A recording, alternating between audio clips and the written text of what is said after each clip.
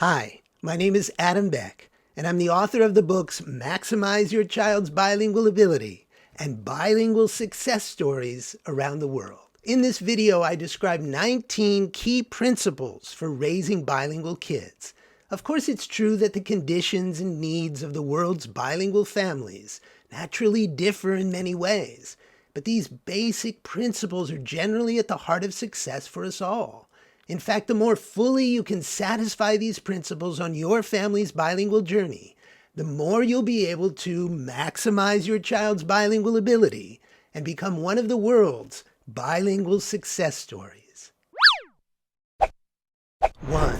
The level of your child's language proficiency at an older age will largely be a reflection of how high you have made a priority of your bilingual aim. Our actions in our lives are generally a reflection of our priorities. If realizing success at raising bilingual children is truly important to us, we must take the necessary actions to advance this aim on an ongoing basis and over the full length of childhood. And the more we want to maximize our success, the more we have to embed the bilingual aim into the center of our lifestyle and make this the highest priority we realistically can. 2. Be as proactive as possible about providing your child with ample exposure to the target language. Language exposure, as much as possible and as interactive as possible, is the one absolute requirement for success and should be our very top priority. As a general rule, the more input that your child receives in the target language, both from you and from other sources of exposure, the more progress they can make over the years of childhood. Think of language exposure as the fuel for your child's language development. When you increase the quantity and the quality of this fuel, your child will be able to travel faster and farther day by day over the months and years ahead. 3. Nurture a genuine need in your child to communicate in the target language. While language exposure is the first all-important core condition for success, a genuine need for the minority language is the second core condition and is generally also required in order for the child to actively use this language. In some cases, like when the child is conditioned from an early age to communicate in the minority language with a parent who's also proficient in the majority language, this conditioning can make up for the lack of real need. But broadly speaking, both of these core conditions, exposure and need, are necessary for fostering active ability in the target language. 4. Make the most of the golden years of your minority language influence. Remain mindful of the fact that your child's younger years, when they're most under the parent's wing, are the years when your minority language influence is strongest. As the child grows and becomes more immersed in the majority language life of school and friends, that influence will likely shrink. So make the most of this earlier period and do your best to foster a firm and active foundation in the minority language by the time your child is older and becomes more independent. A happy bonus is that being proactive in this way means that you'll spend more time together during these younger years and develop a deeper bond as parent and child. 5. Larger long-term success at your bilingual aim is the result of small daily efforts undertaken with persistence and perseverance. The process of raising a bilingual child is a marathon, not a sprint.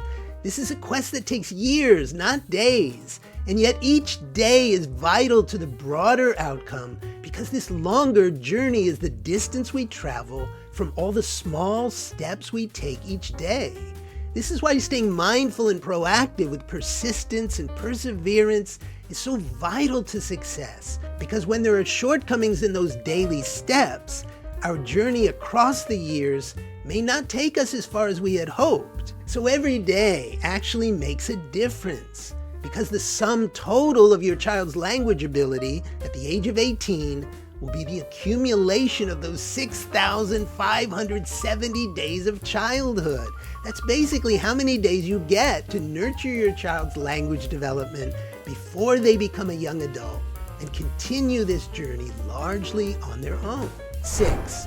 Be very serious about your aim, but very playful in your actions. Like the idea of making our bilingual goal a high priority in our lives, we must be serious about this aim in order to sustain a strong commitment to taking action day after day throughout the years of childhood. At the same time, our seriousness must be balanced with playfulness and good humor, because when this balance is tipped too heavily toward the serious side, the experience of our journey for both parent and child can come to feel like a burden. This makes the journey not only less joyful, but less successful, because children naturally feel more interest, more engagement with playful approaches. To maximize our success and our joy, let's be very serious about our basic aim and yet very playful in the actions we take each day to advance that goal. 7. Be as proactive as you realistically can about promoting ties with extended family members and other loved ones, particularly grandparents. Regular contact with extended family, even if much of this contact must be made long distance, not only fortifies exposure to the minority language, it reinforces in the child's mind that this language has value for communication. At the same time, it's also true that the emotional bonds themselves are priceless. And because the years to come will actually pass by very quickly, the opportunity for our children to enjoy their relationships with extended family members, particularly grandparents, will inevitably be much too brief. So make the most of this opportunity while you still have the chance. 8.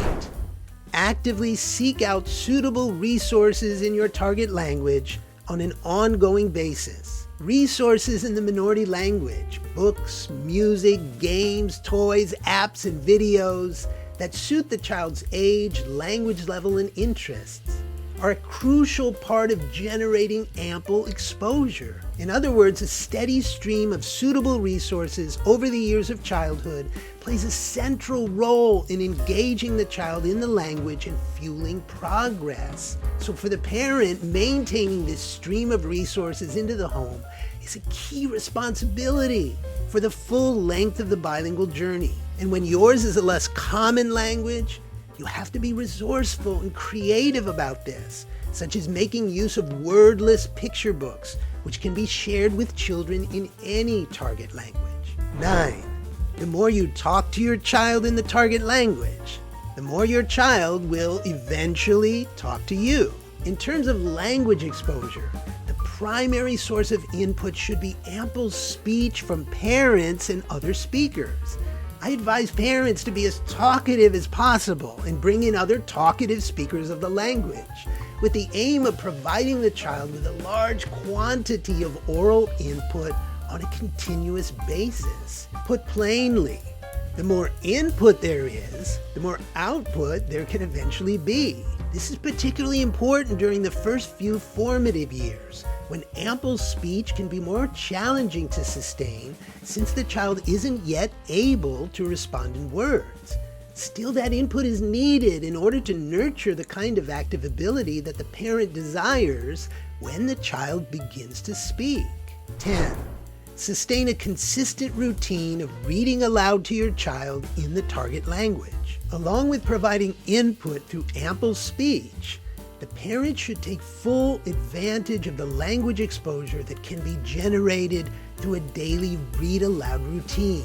Reading aloud to the child throughout childhood at progressively higher levels is a vital part of maximizing development in the target language, not only for the quantity of input, but also for the quality of this input, because written materials are often richer and more sophisticated than everyday speech. And of course, a regular read aloud routine from early on also has a very positive impact on the child's interest in books and literacy. Plus, it's a powerful way to create a closer bond with your child.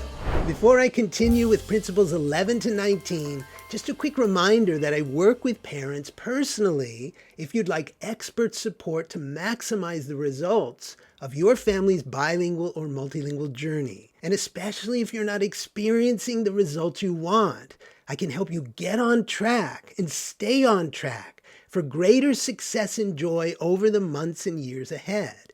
If you're interested in this opportunity, please see the video description below. 11. Promote your child's interest in the target language by providing books, music, and other resources that appeal to the child's natural passions. When we pursue suitable resources, we should seek out materials that can also meet these two criteria. 1, they connect with the child's current interests at each new phase of their young life. And 2, they also strengthen the child's continuing passion for a particular kind of resource in the target language. For instance, with my own kids, I made a point of promoting their interest in music in the minority language by regularly providing them with new CDs when they were growing up.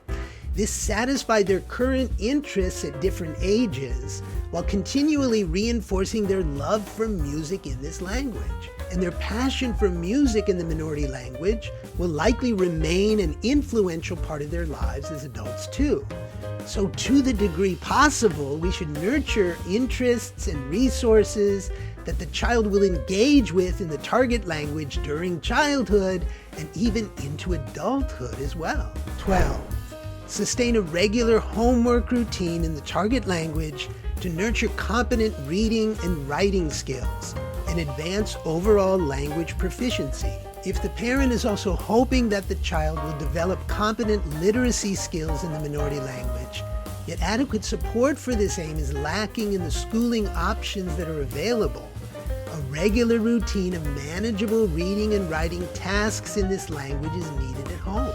The parent should begin this routine early so it becomes an established part of the lives of both parent and child, and sustain the routine with persistence and perseverance over the years of childhood. 13. Make ongoing use of captive reading to fuel both literacy development and overall language ability. Captive reading is the term I use to describe the strategy of posting suitable texts in captive places in the home, like in the bathroom, to provide more exposure to print materials in the minority language. If pursued on a continuous basis from early childhood straight through the teenage years, this strategy can significantly boost the amount and variety of reading done by the child over the long term, without the presence of the parent even required. Of course, this takes some effort behind the scenes to prepare and change these texts every few days, but captive reading has played a powerful role in advancing the literacy skills and language ability of my own kids, and I bet it could do the same for yours. If you want to learn more about my use of captive reading, watch this video next. 14. Establish and maintain effective habits and routines from day to day and year to year. Effective habits and routines, carried out with consistency on a regular basis over the full length of childhood, are the basic engine for generating strong and steady progress. These habits and routines include many of the actions I've mentioned: talking a lot to the child, reading a lot to the child, building up a large home library of books in the minority language, and continually seeking out other engaging resources, maintaining a regular homework routine, making the most of captive reading, promoting connections with extended family members, and more. Fundamentally, it's this range of ongoing efforts pursued with daily persistence which creates the kind of powerful combustion that fuels the greater success of our long-term journey. 15.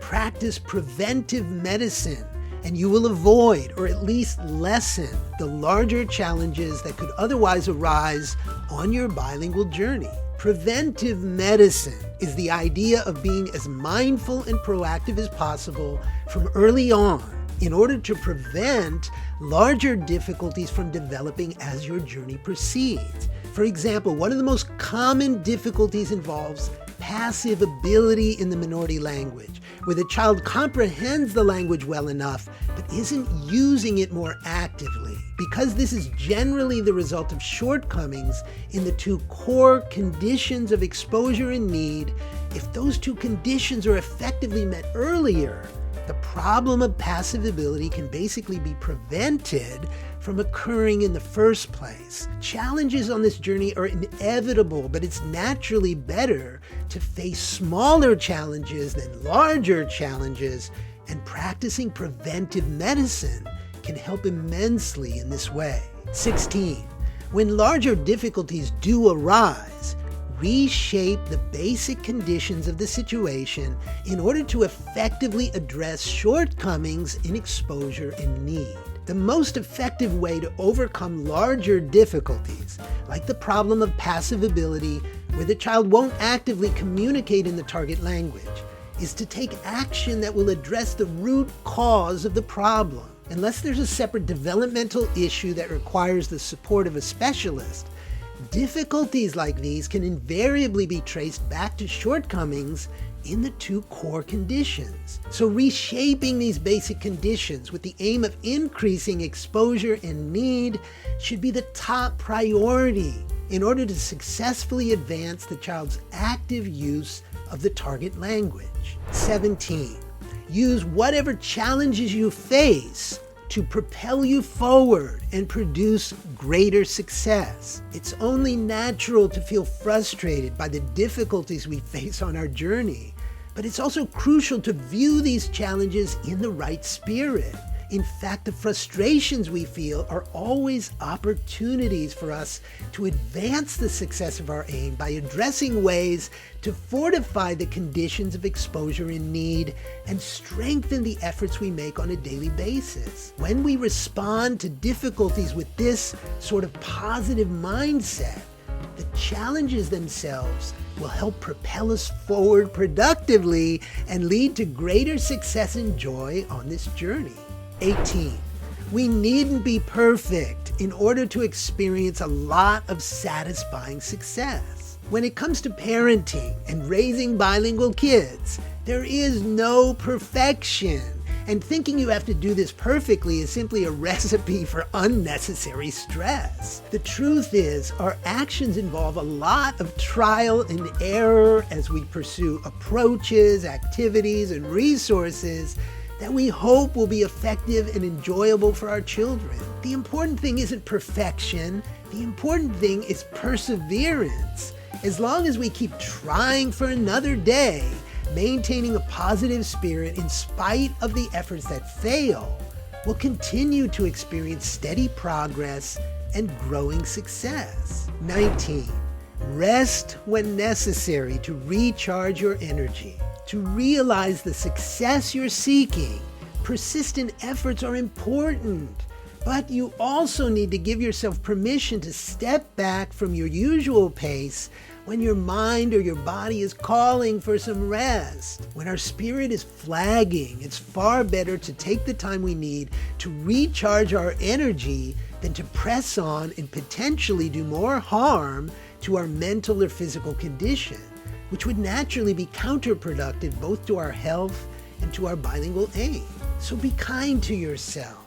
And when you feel weary or when the journey is lacking in joy, heed these signs and seek some quiet time to gather your strength again before resuming your best efforts. If you found this video helpful, please like it and please leave a comment below.